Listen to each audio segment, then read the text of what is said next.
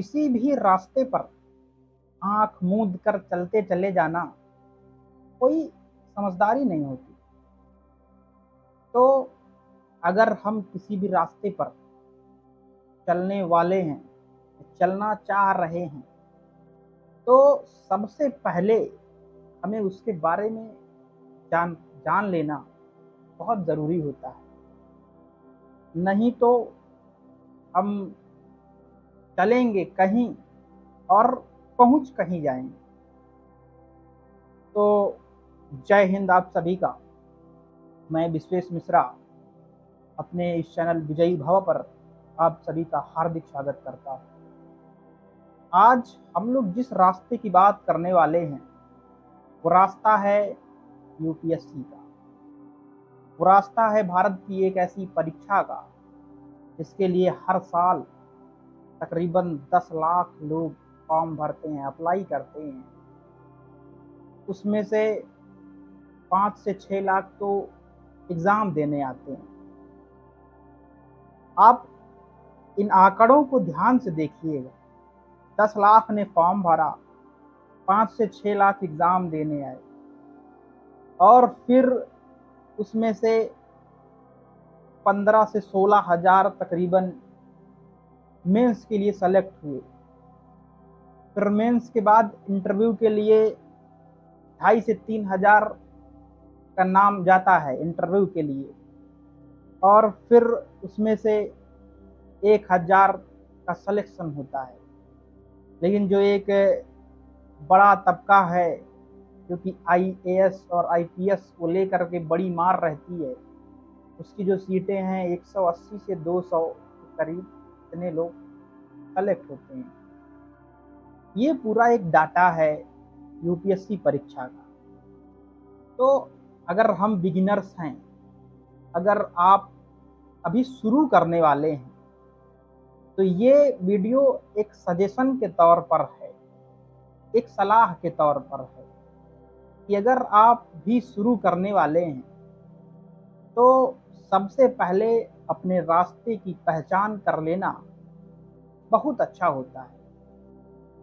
तो मुझे एक कविता याद आती है हिंदी साहित्य के बड़े पुरोधा हरिवंश राय बच्चन की। बहुत अच्छी कविता है। वो सीधे आपको एक आईने का काम करती है, आपको आपका रास्ता दिखाने में बहुत मदद करती है। वो उनकी कविता की लाइनें हैं कि पूर्व चलने से बटोही बाट की पहचान कर। उसी कविता में कुछ लाइनें हैं जिनमें वो कहते हैं कि अनगिनत राही गए इस राह पर, उनका पता क्या, पर गए कुछ लोग छोड़ इन पर अपने पैरों की निशानी। यह निशानी मूक होकर भी बहुत कुछ बोलती है, खोल इसका भेद पंथी पंथ का अनुमान कर ले, और पूर्व चलने के बटोही बाट की पहचान कर। कविता बड़ी लंबी है, हम लोग कविता पर बात करने नहीं आए। तो सीधा सा मतलब यही कि अगर आप इस क्षेत्र में या इस तरफ का कदम बढ़ाने वाले हैं, तो सबसे पहले जान लें कि क्या करना सही है और सही पाथ, सही रास्ता क्या होगा। तो सवाल यहाँ पर यही है कि what is the real path जो हमें अपने लक्ष्य तक पहुंचाने में सहायता करे। उस रियल पाथ को जान लेना बहुत जरूरी है।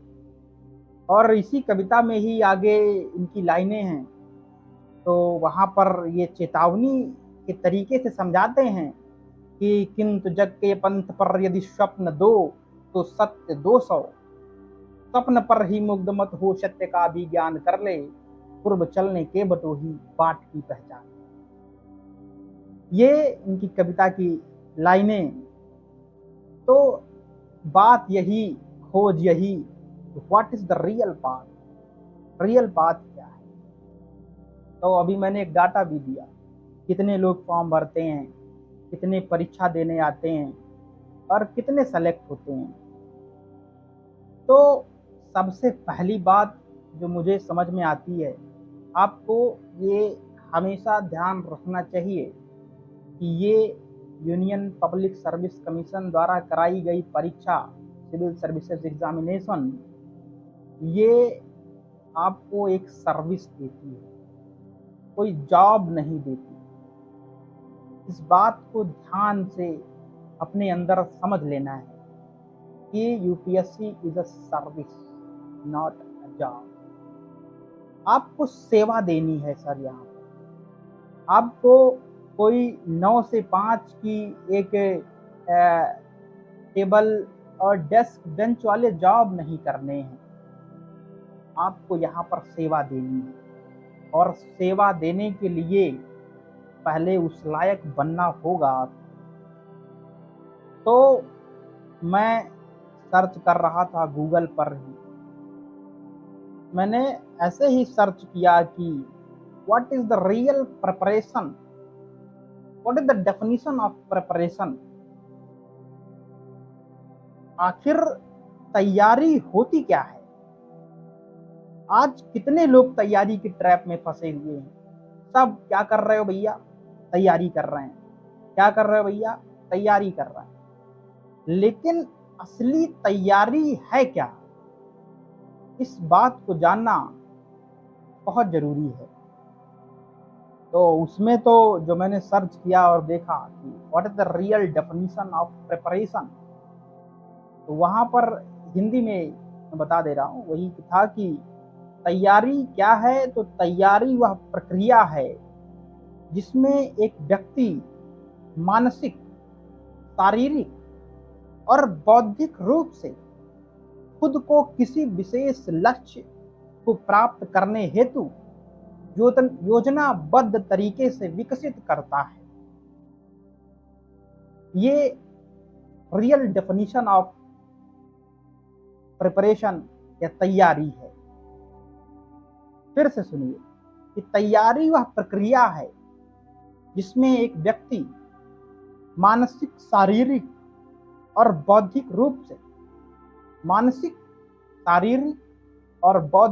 से खुद को किसी विशेष लक्ष्य को प्राप्त करने हेतु योजनाबद्ध तरीके से विकसित करता है। तो हम लोगों ने वैसे ही जब एक अपना लक्ष्य बनाते हैं, मन में सोच रखते हैं, मैं ये पूरी बात बिगिनर्स को लेकर के ही बोल रहा हूँ। जो तैयारी में आगे आ चुके हैं वो तो समझ चुके हैं, लेकिन अगर बिगिनर्स ये बात समझ जाएं तो उनके लिए अच्छा ही होगा। आप लोग जब आते होंगे तो पहले कई सारे वीडियोस देखते होंगे, कई सारे टॉपर्स की, कई सारी, सबसे पहले तो हम लोग जब आते हैं इस तैयारी में तो काफिला देखते हैं।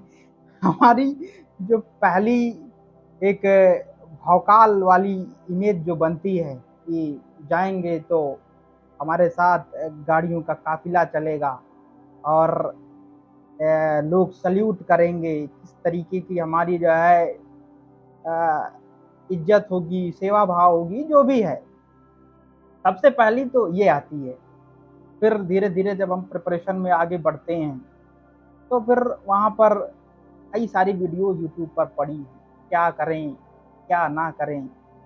टॉपर्स के इंटरव्यूज़ हैं, टॉपर्स की कॉपीज़ भी हैं। हम लोग कॉपीज़ देख लेते हैं कि कैसे उसने क्या किया, उसको इतने अच्छे नंबर मिल पाए।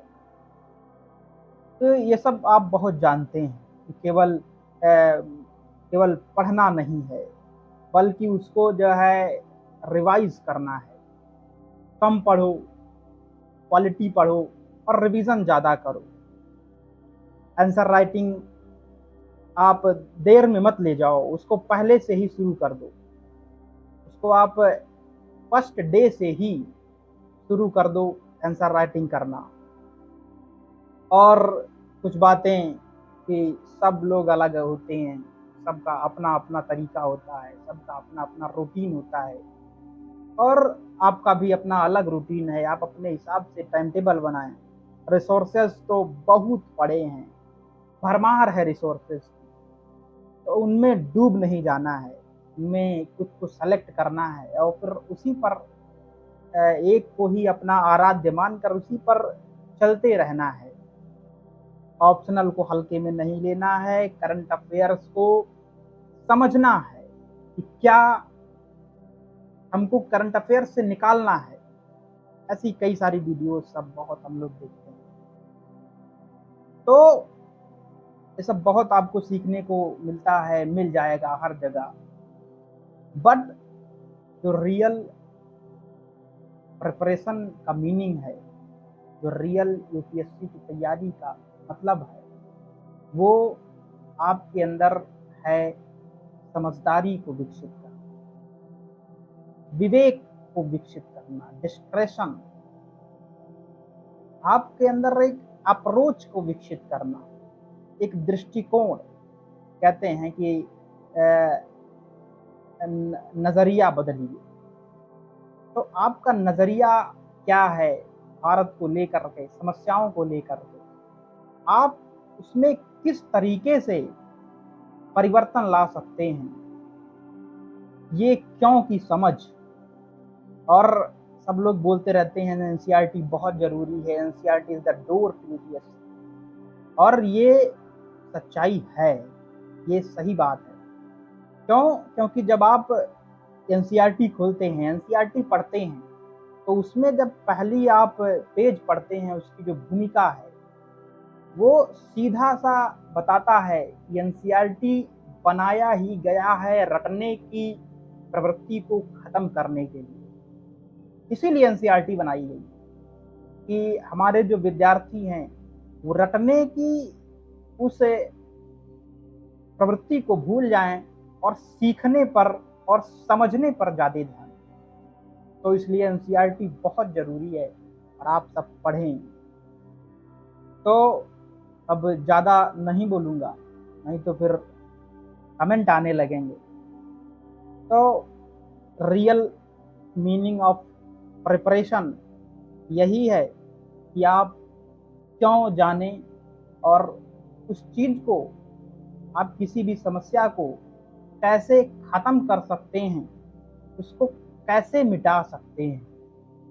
विकास दिव्यकीर्ति सर बहुत बड़ा नाम है हमारे यूपीएससी के फील्ड में। वो एक बात कहते हैं, आपने सुना होगा, देखा होगा, कि हर किसी को यूपीएससी की तैयारी करनी चाहिए। ये बात उन्होंने कहा है। तो बड़े हैं, समझदार हैं, कुछ सोच समझ कर कहा होगा। अगर आप तैयारी करते हैं तो मात्र सफल होना न सफल होना ये तो एक अलग बात है। आप अपने आप को बदल लेते हैं, अपने दृष्टिकोण को बदल लेते हैं और चीज़ों को लेकर के एक अलग आपका व्यवहार बन जाता है।